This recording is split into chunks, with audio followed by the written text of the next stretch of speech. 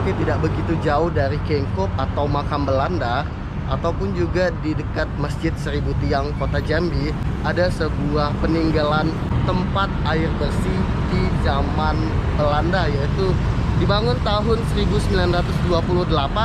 Bisa sahabat pejuang tangguh lihat tepat di belakang pejuang tangguh sebuah bangunan yang dibangun oleh pemerintahan kolonial Belanda untuk pemasokan air bersih di zaman kolonial Belanda, tepatnya di kota Jambi. Pemerintah kolonial pada zaman itu namanya Stadfond mendirikan menara air dengan nama bahasa Belanda Waterleiding Bedrip. Masyarakat Jambi mengenalnya dengan sebutan ledeng.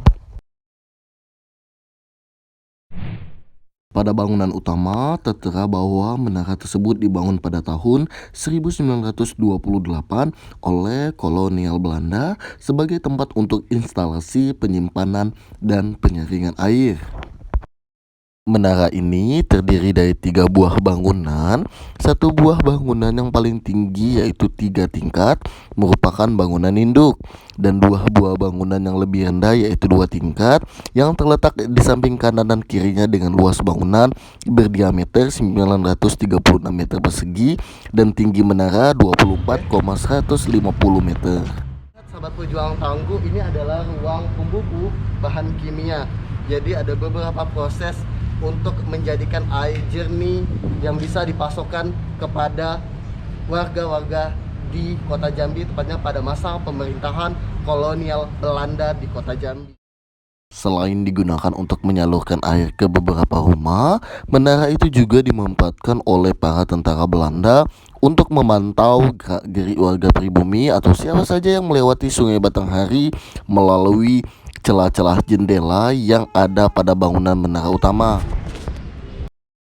Setelah kemerdekaan, pemerintah Indonesia melalui pemerintah di Jambi mengambil alih menara tersebut, dan kemudian oleh kota Jambi difungsikan dan menjadi perusahaan daerah air minum atau PDAM Tirtamayang untuk pertama kali pada tahun 1974. Sejak pembangunan menara air benteng pada tahun 1928, tidak banyak yang berubah. Tangga yang ada pada bangunan utama masih berbentuk lurus, memiring dengan menggunakan besi yang dilas, sehingga kesan seperti berada di zaman kolonial.